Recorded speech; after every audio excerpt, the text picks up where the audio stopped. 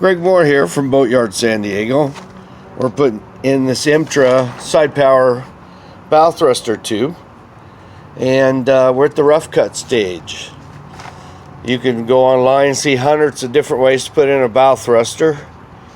The way I do it takes no time at all. I basically go in with a hacksaw, meaning a sawzall, with an aggressive brand new bit, probably 10 or 12 bits, and I'll drill a hole through here about a ½ inch, and then below that another ½ inch, and below that another ½ inch, and I'll work the bit and I'll connect them so that bit can slide all the way through, and then I'll just sort of cut a triangle out and then another little triangle, and at that point I can just kind of eyeball it in from the template that we put on by drilling a little hole in the center and then putting a radius marker on there and turning it around.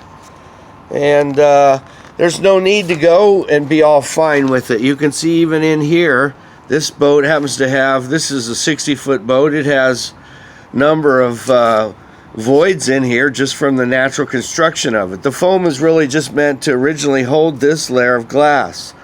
So there's no need to do a precise cut, because in order to do this tube right, you have to grind it round anyway. So really the stuff grinds so easily. I mean, I was able to cut this hole in probably, hour and a half, 2 hours on one side, hour and a half, 2 hours on the other side.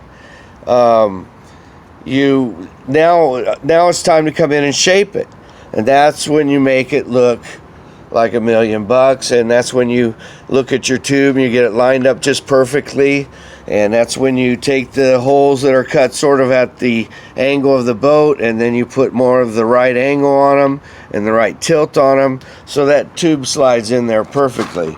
Let's come around to the other side of the boat and I'll show you in just another short amount of time. What I do is I don't even mess with it, trying to get it perfect.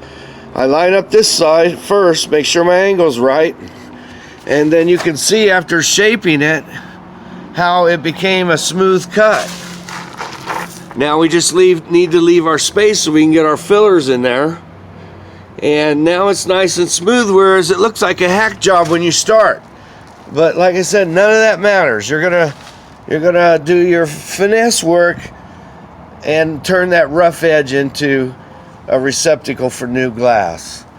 And I'll show you more later when we talk about how we get our laminates to attach to this and attach to this, and how we build up our leading edge so that the waves have a chance to flow over and not hit the back of the tunnel and make a bunch of noise.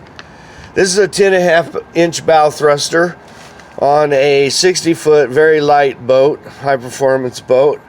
It could have used 8, but the book calls for 10, and throughout this whole boat build here, we've overbuilt on everything. We want to be safe rather than sorry. You hit this bow thruster where we have it, which is forward of the Blackwater tank, way down, it's going to just turn on a dime. So we can't wait to try it. That'll allow an inexperienced boat owner who just wants to take the boat out all by himself to get in and out of his slip when the wind picks up pretty easy. Won't even need a captain in all cases. So it's a really good addition to this project. I'm glad we put it in.